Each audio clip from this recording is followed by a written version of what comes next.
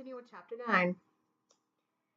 The curious thing about being told to sleep on it, a phrase which here means, as I'm sure you know, to go to bed thinking about something and reach a conclusion in the morning, is that you usually can't. If you are thinking over a dilemma, you are likely to toss and turn all night long, thinking over terrible things that can happen and trying to imagine what in the world you can do about it.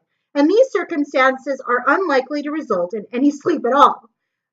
Just last night, I was troubled by a decision involving, I can only imagine, eavesdropper, no, not eavesdropper, an eyedropper, a greedy night watchman, and a tray of individual custards. And this morning I am tired. I'm so tired that I can scarcely type these words. Worfs. He put worfs. Oh, funny. And so it was with the Baudelaire orphans that night. After Esme Squalor had told them to sleep on it, and decide the next morning whether or not to throw Madame Lulu to the lions and join Olaf's troop, the children, of course, had no intention of becoming part of the band of villains or tossing anyone in a deadly pit. But Esme had also asked them what in the world they would do if they decided not to join Olaf. And this was the question that kept them tossing and turning in their hammocks, which are particularly uncomfortable places to toss and turn. The Baudelaires hoped it would be. The Baudelaires hoped that instead of joining Count Olaf, they would travel through the hinterlands in a motorized roller coaster cart, a Violet's invention, accompanied by Madame Lulu in her undisguised identity of Olivia, along with an archival library from underneath the table of the fortune teller's tent, in the hopes of finding one of the Baudelaire parents alive and well at the VFD headquarters in the Mortmain Mountains. But this plan seemed so complicated that the children worried over all that could go wrong and spoil the whole thing. Violet thought about the lightning device that she planned to turn into a fan belt and worried that there wouldn't be sufficient torque to make the cart move the way they needed to. Klaus worried that the archival library wouldn't contain specific directions to the headquarters, and they would get lost in the mountains, which were rumored to be enormous, confusing, and filled with wild animals. Sonny worried that they might not find enough to eat in the hinterlands, and all three Baudelaires worried that Madame Lulu would not keep her promise and would reveal the orphan's disguise when Olaf asked about that the next morning. The siblings worried about these things all night, and although, in my case, the desert chef managed to find my hotel dessert chef, sorry, to find the hotel room and knock on my window just before dawn, the Baudelaire orphans found that when morning came and they were done sleeping on it, they hadn't reached any other conclusion but that their plan was risky and the only one they could think of. As the first rays of the sun shone through the window onto the potted plants, the Baudelaires quietly lowered themselves out of their hammocks. Hugo, Colette, and Kevin had announced that they were ready to join Count Olaf's troop and didn't need to sleep on it. And as so often happens with people who have nothing to sleep on, the children's co-workers were sleeping soundly and did not awake as the siblings left the caravan to get to work on their plan.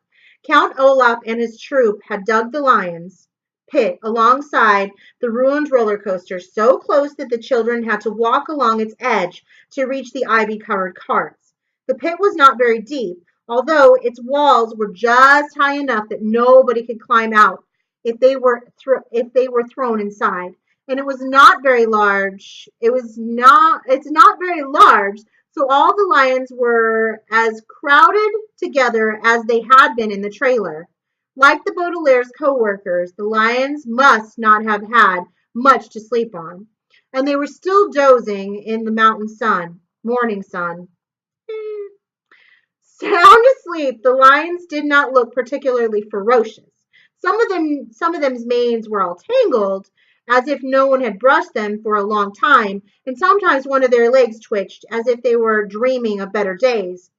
On their backs and bellies were several nasty scars from the whipping Count Olaf had given them. and which made the Baudelaire soar just looking at them. And most of the lions were very, very thin, as if they had not eaten a good meal in quite some time. I feel sorry for them, Violet said, looking at one lion who was so skinny that all of its ribs were visible. If Madame Lulu was right, these lions were once noble creatures, and now look how miserably Count Olaf has treated them. They look lonely, Klaus said, squinting down into the pit with a sad frown. Maybe they're orphans too. But maybe they have a surviving parent, Violet said, somewhere in the Mortmain Mountains. Edizurek, Sunny said, which meant something like, maybe someday we can rescue these lions. For now, let's rescue ourselves, Violet said with a sigh. Klaus, let's see if we can untangle the ivy from this cart in front. We'll probably need two carts, one for the passengers and one for the archival library. So, Sunny, see if you can get the ivy off the other one. Easy, said Sunny, pointing to her teeth. All the caravans are on wheels, Klaus said. Would it be easier to hitch up one of the caravans to the lightning device? A caravan is too big, Violet replied. If you wanted to move a caravan, you'd have to attach it to an automobile or several horses. We'll be lucky if I can rebuild the cart's engine. Madame Lulu said that they were rusting away. It seems like we're hitching our hopes to a risky plan, Klaus said, tearing away tearing away at a few strands of ivy with the arm he could use. But I suppose it's no more risky than plenty of other things we've done, like stealing a sailboat or climbing up an elevator shaft, Violet said. What? Sunny said, with her mouth full of plants, and her siblings knew she meant something along the lines of, or pretending to be surgeons. Actually, Violet said, maybe this plan isn't so risky after all. Look at the axles on this cart. Axles, Klaus asked. The rods that hold the wheels in place, she explained, pointing to the bottom of the cart.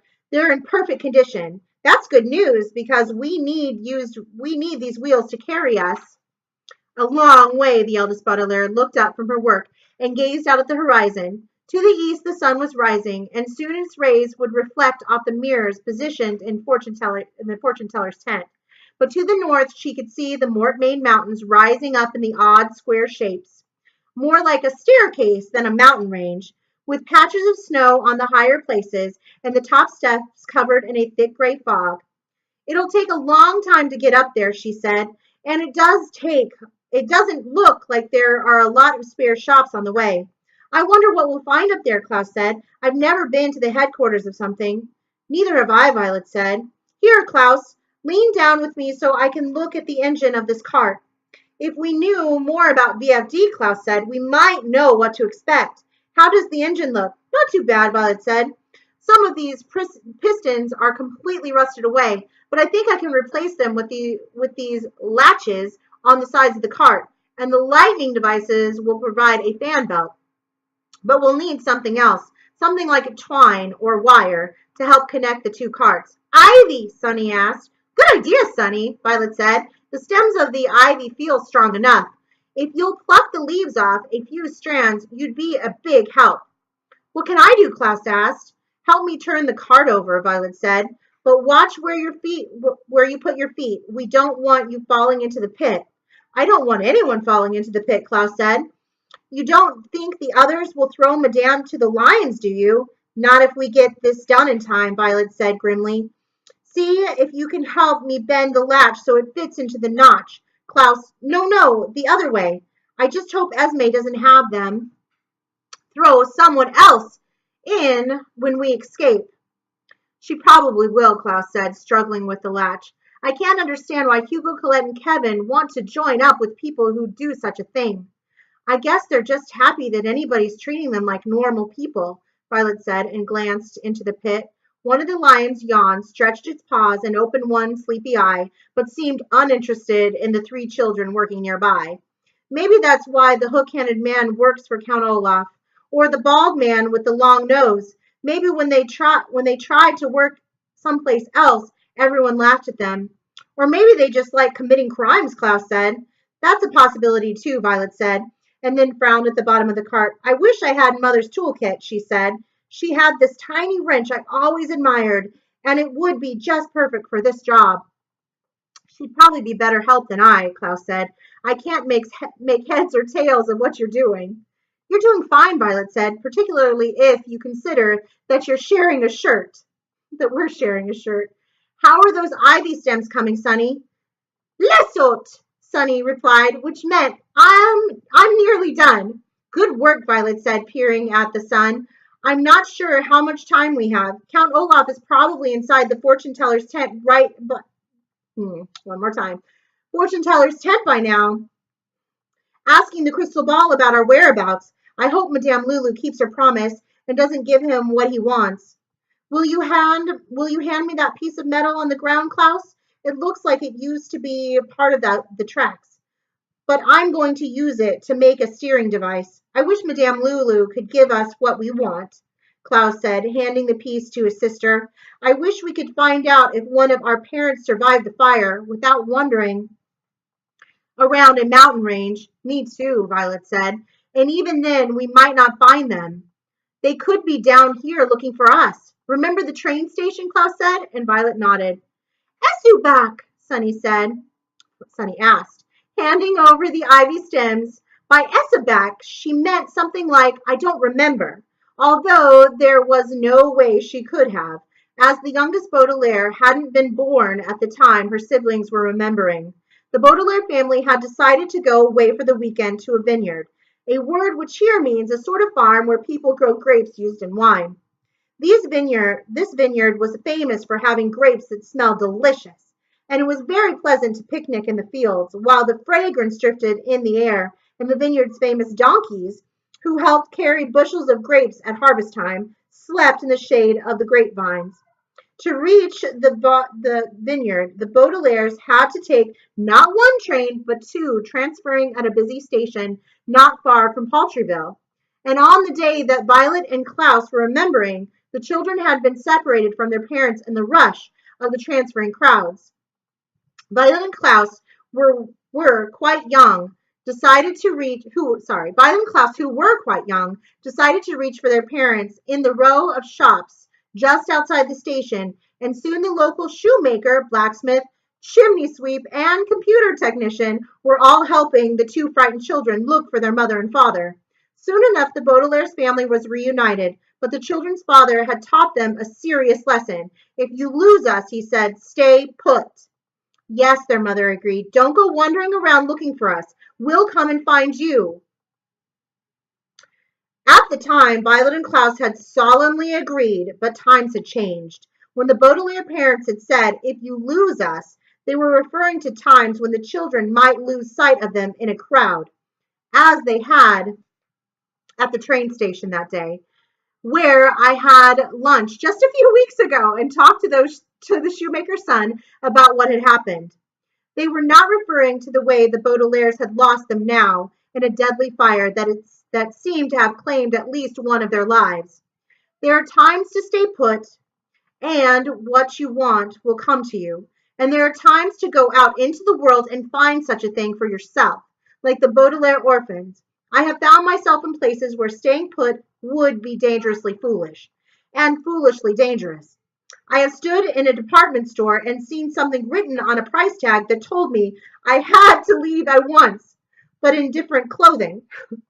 I have sat at an airport and heard something over the loudspeaker that told me I had to leave later that day, but on a different flight.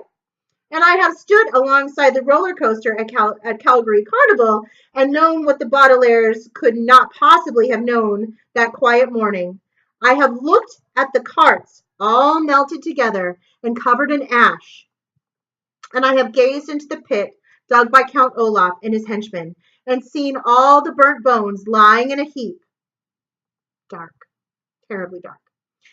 And I have picked through the bits of mirror and crystal where the fortune teller tent once stood. And all this research has told me the same thing. And if somehow I could slip back in time, as easily as I could slip out of the disguise I am in now, I would walk to the edge of that pit and tell the Baudelaire orphans the results of my findings. But of course I cannot. I can only fulfill my sacred duty and type this story as best as I can, down to the last wharf. Hilarious. Wharf, wharf, Sunny said when the Baudelaires had finished telling her about the train station. By wharf, she meant something along the lines of, I don't think we should stay put. I think we should leave right now. I can't leave yet, Violet said. We can't leave yet. The steering device is ready and the carts are firmly attached to one another, but without a fan belt, the engine won't work. We'd better go to the fortune teller's tent and dismantle the lightning device. Olaf, Sunny asked. Let's hope that Madame Lulu has sent him on his way, Violet said. Otherwise, we'll be cutting it close. We have to finish our invention before the show begins. Otherwise, everyone will see us get into the cart and leave. There was a faint growl from the pit, and the children saw that most of the lions were awake and looking around crankily at their surroundings. Some of them were trying to pace around their cramped quarters, but they only managed to get in the way of other lions, which only made them crankier. Those lions look hungry, Klaus said. I wonder if it's almost showtime. Aklek, Sunny said, which meant let's move out. And the Baudelaires moved out, walking away from the roller coaster and towards the fortune teller's tent. As the children walked through the carnival, they saw that quite a few visitors had already arrived, and some of them giggled at the siblings as they made their way. Look, one of the men said. No. Look, one man said, pointing at the Baudelaires with a sneer. Freaks! Let's be sure to go to the lion show later. One of them might get eaten. Oh, I hope so, said his companion. I didn't come all the way out here to the hinterlands for nothing. The woman at the ticket booth told me that a journalist from the Daily Punctilio is here to report on who gets devoured, said another man who was wearing a Calgary Carnival t-shirt. He had apparently purchased at the gift caravan. The Daily Punctilio, cried the woman who was with him. How exciting! I've been reading about those Baudelaire murders for weeks. I just love violence. Who doesn't? The man replied. Especially when it's combined with sloppy eating. Just as the Baudelaires reached the fortune teller's tent, a man stepped in front of them and blocked their way. The children looked up at the pimples on his chin and recognized him as the very rude member of the audience at the House of Freaks. Who? No. Why, look who's here, he said. It's Chabot the wolf baby and Beverly and Elliot, the two-headed freak. It's very nice to see you again, Violet said quickly. She tried to walk away around him, but he grabbed the shirt she was sharing with her brother, and she had to stop so he wouldn't tear the shirt and reveal their disguise. What about your other head? The pimpled man asked sarcastically. Doesn't he think it's nice to see me? Of course, Klaus said, but we're in a bit of a hurry, so if you'll excuse us. I don't excuse freaks, the man said. There's no excuse for them. Why don't you wear a sack over one of your heads so you look normal? Grr, Sunny said, barking, baring her teeth at the man's knees. Please leave us alone, sir, Violet said. Chabot is very protective of us and might bite you if you get too close. I bet Chabot's no match for a bunch of ferocious lions, the man said. I can't wait until the show. And neither can my mother. That's right, dear, said a woman who was standing nearby. She stepped forward to give the pimpled man a big kiss, and the Baudelaires noticed the pimples seemed to run in the family. What time does the show start, freaks? The show starts right now. The pimpled man and his mother turned around to see who had spoken, but the Baudelaires did not have to look to know it was Count Olaf who had made the announcement. The villain was standing at the entrance of the fortune-telling tent with a whip in his hand and a particularly nasty gleam in his eye, both of which the siblings recognized.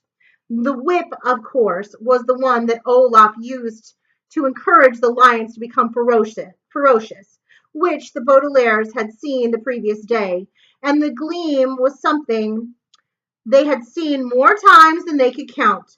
It was the sort of gleam someone might get in their eye when they were telling a joke, but when Olaf looked at people that were that way, it usually meant that one of his schemes was succeeding brilliantly. The show starts right now, he announced, again to the people gathering around him. I've just had my fortune told, so I've gotten what I wanted. Count Olaf pointed at the fortune teller's tent with his whip, and then turned around to point at the disguised Baudelaires as he grinned at the crowd. Now, ladies and gentlemen, it's time to go to the lion's pit so we can give the rest of you what you want. All right, that is the end of chapter 9. Continue with chapter 10 soon.